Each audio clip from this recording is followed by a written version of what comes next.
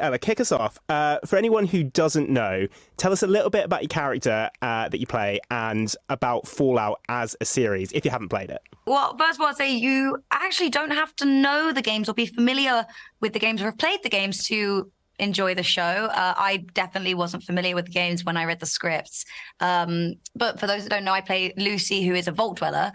That means she was born and raised in a vault underground. She comes from a long line of people that were taught and that believe it is their duty to procreate and create the next generation and the next generation of Americans who will one day go up to the surface and rebuild America after the nuclear war that happened. She's very innocent and sheltered and naive, but I will say there is more to her than meets the eye. And Aaron, your character's quite different, right? Oh, he's very different. He was born and raised in the wasteland.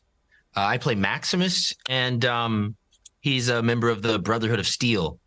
So, which is a faction, I guess. If you think about it, I guess society has totally crumbled on the surface, and we have these tribal communities that have formed, and the Brotherhood of Steel is an interesting one. They sort of have become to worship tech in a way, like the mecha machine, whatever they can find of old world tech in the wasteland, they sort of collect for themselves, and they feel like that makes them powerful, and that's kind of what they project outwardly, maybe for the success of survival, of that they are a powerful, group of guys who also wield things called power armor. Oh my gosh, the power armor. Jealous. It's so That's cool. the jealousy It's coming so out now. I hear it. I love it. What made it so good? How do they build it? What are we talking about when we say it's amazing? See it to believe it. I mean, it is incredible. I mean, one of the incredible things about this production is not only are we shooting on film, we're getting all of our footage in celluloid, but we work with a creator in Jonathan Nolan who understands using the practical elements to build these worlds, and how much that feeds the creative process for everyone involved to work with something that we can actually see and use and walk around in, for not for lack of a better word, it's not a tennis ball that we have to feel things for. Yeah, or a bloke in a green leotard. It's actually a real thing. Well, this is the thing. I mean, a lot of shows, movies have been criticized because they're so green screen heavy and special effects heavy. As actors in this, what difference does it make to have practical effects? Well, I think it does make a big difference, isn't it? There really is something to be said about, a computer-generated image, I think, being able to show us something, but it's different about how we feel. And even if it is a puppet, some of the things that we have are being puppeted for us, and, they are then being dealt with in post after that. But even having that real-life monster or irradiated creature, in front of us gives us something to look at clearly, something to be sort of afraid of. It's different than, continuing to have to ask questions like, wait, so where do I look? Where do I, how do I turn? Or, it's more about that moment where we get to invest more of our energy into what matters. Yeah.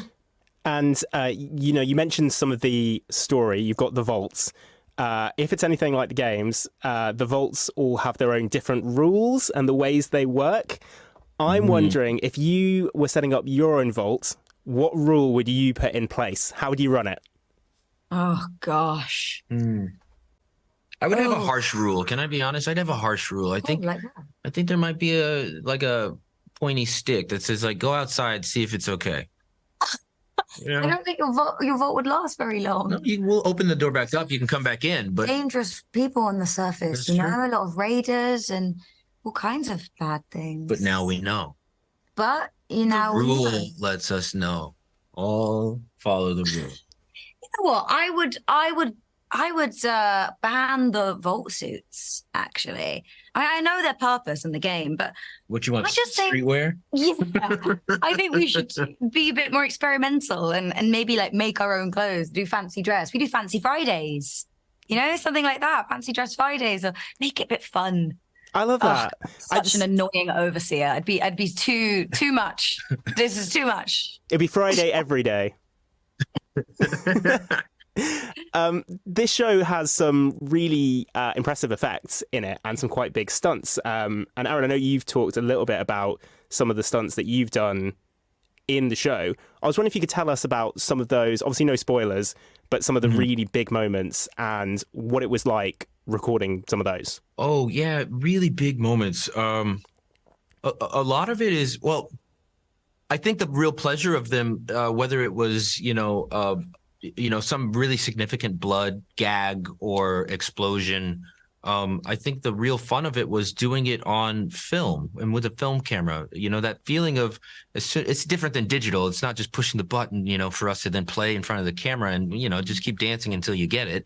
It really has this economical sort of feel to it. So it felt like standing at like the high dive on the board and, it's your turn to dismount and hit that landing. And, if we've just reloaded, we got 7 or 8 minutes to like get it. It felt like really jumping in and being that action hero in a moment at times. Yeah, and on that, we've had some actors recently saying how some stunts have kind of, they're still thinking about it years later. I'm thinking like Hannah Waddingham.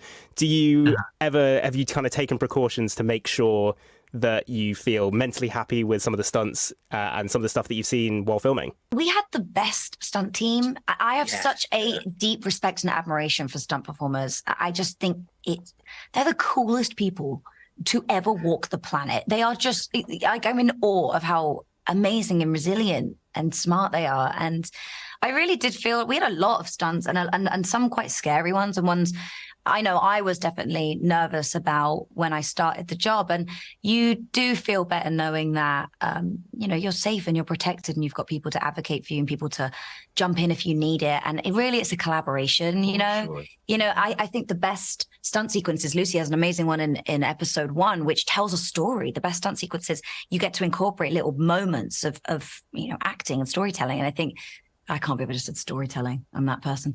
Anyway, I think that, that was definitely a fun scene for me. And Aaron, anything to add before we wrap? No, just that, this has just been the greatest pleasure, collaborating like Ella said, with 200 people on set, really sacrificing to make the thing work and another 200 waiting offset and in post to continue that sacrifice and try and make this thing work. Amazing. Thank you. I wish I had more time, but have the best day. I'm sure you'll be talking to many more interesting people and enjoy it. And thank you. And I'm looking forward to watching the rest of it. So, yeah. Oh, well, thank you so much. It was great to meet you. Lovely to meet you too.